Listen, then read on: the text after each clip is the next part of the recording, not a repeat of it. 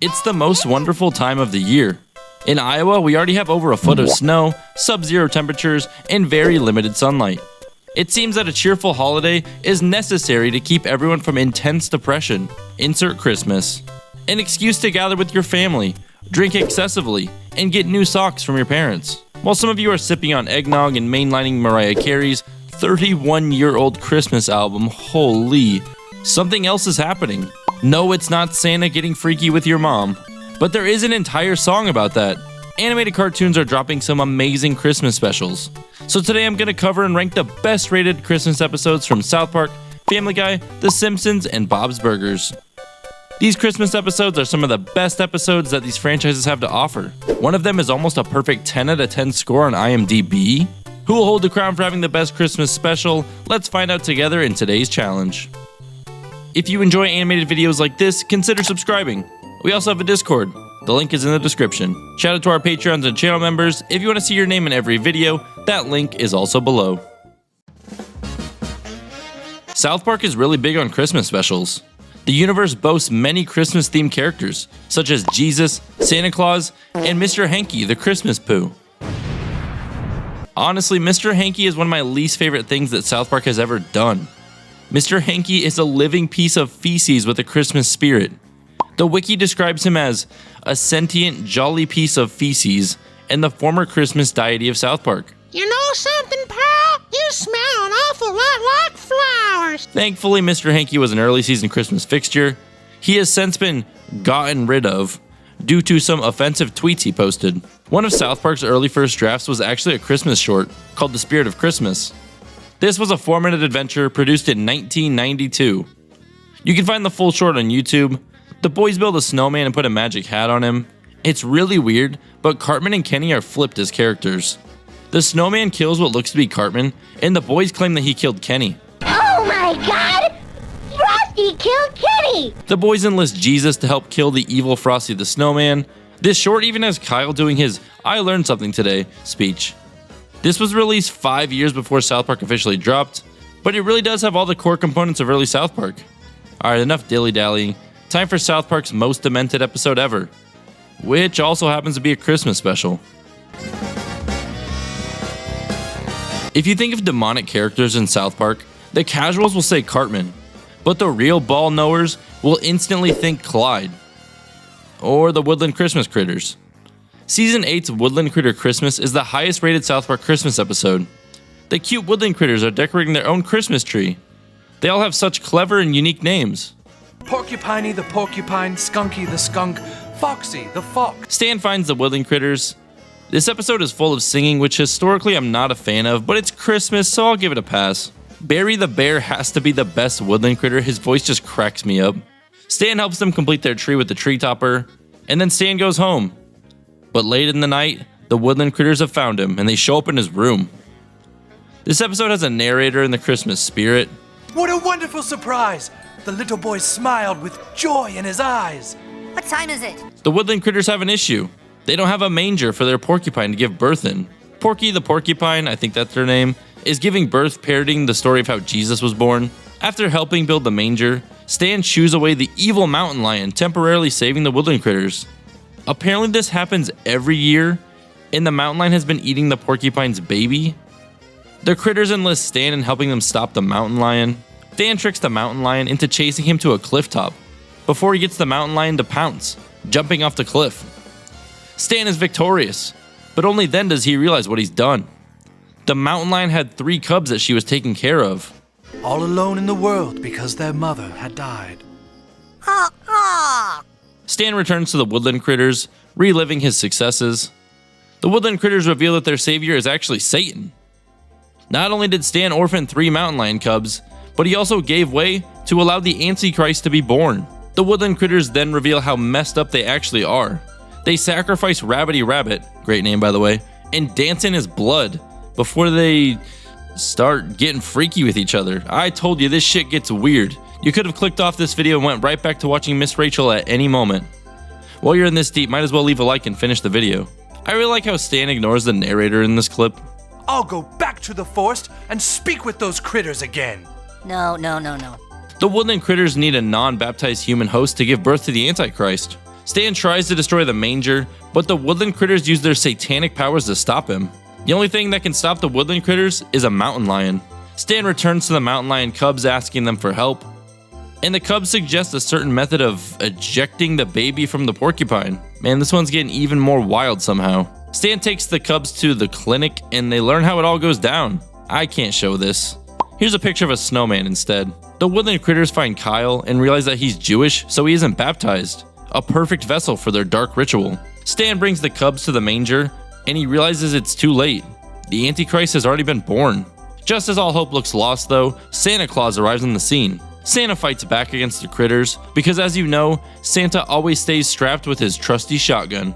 In a twist, Kyle actually wants to absorb the spirit of the Antichrist, gaining his powers. And in yet another twist, it turns out this was all just Cartman, telling a Christmas story that he wrote for the class. This whole time, your stupid story was just a way to rip on me for being Jewish at Christmas again. Kyle wants him to stop telling the story, but the rest of the class urges him to finish it. The story continues and Stan has the cubs do what they learned at the clinic to get the Antichrist out of Kyle. What? Man, Cartman is a special sort of twisted to have imagined all of this and wrote up the story. Santa grants Stan one wish and he wishes for the mountain lion mom to come back to life. The end. This might be the most twisted episode of anything I have ever watched. It makes perfect sense though, as this was a story that Cartman completely fabricated by himself. It's funny how Cartman captured Stan's stubbornness with the narrator in his story. Great writing. Man, this episode is strange though. It's really just in-your-face gross humor, and that is not my style. This is one of those episodes where your mom decides to finally sit down and watch South Park with you, and this is the stuff she sees. I gotta put it at the top of my list by default, but let's see where it ends up. Family Guy is really big on Christmas episodes as well. They have over 10 episodes, so if you get tired of listening to your aunts and uncles arguing about politics, you can go to your room, lock the door, and watch every Family Guy Christmas special simultaneously. Family Guy also just recently dropped their own Hallmark Christmas special. I haven't seen it, but some folks in the Discord have told me it's alright, which is really high praise for Family Guy in 2025. Where Family Guy really shines though, is in their Road to the Multiverse series, and that's exactly where we're going today. That's right, we're talking about Season 9's Road to the North Pole. This is a true special, clocking in at a 44-minute runtime. I'll try to condense it down a bit to be a little bit more in line with the others. The episode starts with a live-action portion featuring Ron McFarlane, who's actually Seth MacFarlane's dad. I didn't verify this, they could just be lying to me. This makes back-to-back episodes with the narrator, which isn't that strange, but it's weird it's happened twice. This episode also starts with a festive Christmas song, where the family details what they want for Christmas. Brian isn't really feeling the Christmas spirit, but the rest of the town joins in on the song, even Mort. I'll admit the song isn't bad, it's actually kinda catchy. Stewie and Brian are going to the mall to meet Santa. I would give anything to relive Christmas magic as a kid again, just like Stewie. Of all the malls in this great country of ours, he chooses to come here, year after year. You know what? I can still enjoy Christmas. I'll just do what Peter's doing right here. After waiting all day in line, Santa decides to end his shift before Stewie gets to give Santa his list. Stewie's upset and he tells Brian to drive him to the North Pole, you know, like the name of the episode. Brian tries to trick Stewie at a fake North Pole, but Stewie is way too smart for this trick. Well, I just have one more question then. Do you think I'm an idiot? Huh? Stewie reveals his plan is not to deliver his wish list to Santa, but instead to kill Santa Claus. Don't ever disrespect Stewie, note taken. Brian's trying to talk Stewie out of going to the North Pole without spoiling the fact that Santa isn't actually real. Stewie doesn't buy his reasoning and hitches a ride with the truck driver. What are we hauling, good buddy? Oh, I got a flock of birds that were too tired to fly back north. Boy, this is the way to do it, huh, Jerry? Brian follows them into Canada, narrowly avoiding a wreck that Stewie caused when he discharged a flare gun in the semi. Luckily, neither Stewie or Brian were injured in the slightest in the massive pileup. Brian is desperate, and he flat out tells Stewie that Santa doesn't exist. Stewie doesn't believe him, and I really don't blame him. Brian's been lying to him the whole episode. Brian agrees to take Stewie to the North Pole to prove that Santa isn't real. A nice Canadian gives them a snowmobile to continue their journey north. Stewie and Brian use the northern lights to determine how far north they are, and this is not a good indicator. I could see those in Iowa like literally last month. After the snowmobile ran out of gas, Stewie and Brian had to walk all the way to the North Pole. Somehow they both walked right up to this giant gate without seeing it. Stewie opens the gate and reveals Santa's workshop is more run down than Bridgeport, Connecticut. Oh boy, get ready for the letters. Dear Family Guy bastards. Stewie is still determined to kill Santa.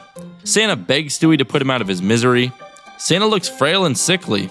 The truth is, Santa can't keep up with all the kids and their growing demands for presents. They used to want dolls and action figures, and now they want iPhones. Santa's elves even had to inbreed to keep the workforce strong and not really healthy, but growing, I guess. When the elves are overworked, they die, and they're eaten by the reindeer who have acquired a taste for blood. The North Pole is super cheery this time of year. Alright, they're doing another song, and I already hit my song tolerance quota of 1. Alright, the song's actually not too bad. Another catchy one. Santa's barely clinging to life, and it's Christmas Eve. Who's gonna deliver all the presents? Well, Brian and Stewie, of course. I don't know how everyone feels, but unleashing human-eating reindeer into the world seems really irresponsible. They couldn't even get them flying without baiting them with some fresh elf meat. I feel like most animated shows have an "oh no, we gotta be Santa Claus this Christmas" episode. Brian and Stewie are struggling as Santa. They don't exactly have landing down yet, and stealthily breaking and entering into people's houses isn't a perfected art either.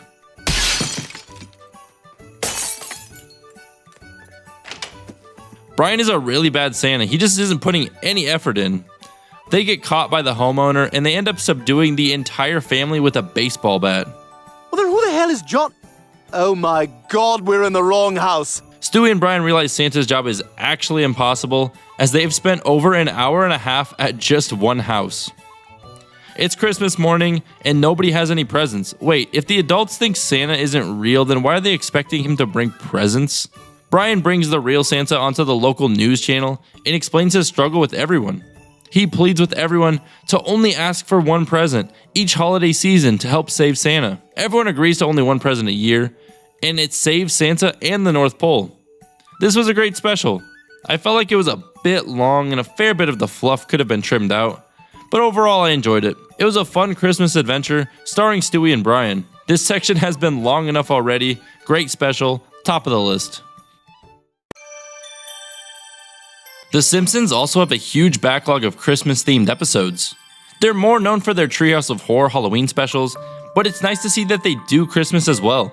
Today's episode takes us all the way back to 1992. Matt and Trey were buying construction paper at the Home Depot, while The Simpsons were already on season 4. Who would have known that back then, both of these shows would still be massive successes 30 years later?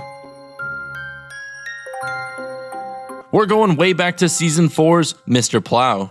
I've seen this episode before, and I don't remember it being a Christmas-themed episode, but I do tend to forget most important facts after just a few hours. This episode starts with a great joke. How could someone abuse their body that way? Mo, don't throw out that brine! Homer's having fun watching TV at Moe's when Marge calls him home. The snow is picking up, and conditions are poor. Homer ends up getting into a car accident during the snowstorm. Well, I got him as good as he got me. Oh! Since Homer destroyed both of the family's cars, and more importantly got a fat insurance check, they need a new car. The Simpsons are at a car show, it seems. Wouldn't they just go suffer at the dealership like everyone else who needs a car does? Homer ends up settling on buying a snowplow, and the Mr. Plow persona is born. Homer's struggling to get plowing business. He even tries to promote his business during a church reading. Lisa encourages him to buy some commercial space on local TV. They really capture the typical small family business in their commercial. They even have a perfected jingle. Call Mr. Plow, that's my name, that name again is Mr. Plow. Business is booming for Mr. Plow. Everywhere from the school to the Quickie Mart are saved by Homer. Homer's even awarded a key to the city for helping them out so much. Does Springfield not own any plows as a city? I wonder if a key to a city has ever been awarded this easily before. It's not like they unlock any actual doors. Homer wakes up the next morning with fresh snow on the ground. Horrified, he sees that everyone's driveways have already been plowed. It turns out Barney has stolen his idea and became the plow king. It's one thing to steal Homer's business idea, but it's another to run smear campaigns against him. Homer's always been there for Barney. He even introduced Barney to alcohol and caused his raging alcoholism. If that's not what friends are for, then I guess I'm just not a good friend. The mayor's taking Homer's key to the city and giving it to Barney. Why are the townspeople attending so many press conferences about plowing snow? Do they really have nothing better going on? Homer calls Barney and tricks him into plowing the snow off the top of a mountain. Hey, I'm starting to think that Homer isn't a really good friend either. Barney's trapped on Widow's Peak due to an avalanche, and Homer finally has a decent thought and decides to try and save him. Homer ends up making it to Barney and digs him out of the snow. Homer and Barney decide to be partners, and Homer claims that through the power of friendship, not even God can stop them. This angers God, causing him to melt all the snow and bring in a massive heat wave. The plot was taken back by the repo company, and the Simpsons are back to 0 cars. At least Homer's still friends with the town drunk though. This episode was pretty good. There were absolutely 0 mentions of Christmas in this episode. This is like when I see a blue Pokemon and just assume that it's water type by default. Just because it's an episode about snow does not make it a Christmas episode. I'm docking some points for not fitting the theme. I'm still gonna put it above South Park, but it's not quite good enough to beat Family Guy. We all know that Bob's Burgers always brings the heat when it comes to holiday episodes. This episode in particular is almost a perfect rating on IMDb, boasting a wild 9.6 rating that ties this episode with South Park's best ever episode, Scott Tenorman Must Die. It easily blows Family Guy's top rated episode away, as it's only a 9.1 star rating. Even The Simpsons are significantly beaten, with their top episode, Homer's Enemy, only having a 9.3 star rating. I have high expectations for this episode. I don't think I've ever seen it before, as it's somewhat new, so let's see if it lives up to the hype. The Plight Before Christmas is a season 13 episode carrying one of the highest possible ratings at a staggering 9.6. Gene is practicing his xylophoning for his big concert tonight. Gene and Tina have conflicting events, so Bob and Tina are dividing and conquering. W parents. Louise comes in, and before she can choose what event she's attending tonight, she breaks the news that she has been selected to read her poem at the library tonight. All 3 Belcher kids have an event tonight, and Bob and Linda are trying to support all their kids. Bob's trying to propose a solution, but not being able to be there for all her kids is killing Linda inside. Louise is acting like she doesn't care if Bob or Linda attend her poem reading. Louise says she submits a poem every year in hopes of being selected so that she can say poop out loud during the poem reading. Gene's performance hits a snag when their music teacher is unable to attend. She had a system for directing the kids because they don't actually know how to read music. And Gene's substitute music teacher knows nothing about music, so this should go well. Tina has a hunch that Louise wrote a more serious poem for her submission this year, and she comes to the realization that Louise's poem is actually really important to her. And this causes Linda to spiral even further. This episode feels so hectic, bouncing back and forth between all the events going on. I'm sitting here feeling stressed that I'm missing some of these events. Linda's a stagehand for Tina's performance, so she absolutely can't leave. She wants Bob to try to attend both Gene and Louise's events, so Bob heads out, catching a cab heading towards Louise's event. Well, he thought he was, but the cab driver was actually going the wrong way. Is that it? Do you know what a library looks like? I know, right? Meanwhile, Gene and Tina's events are ongoing.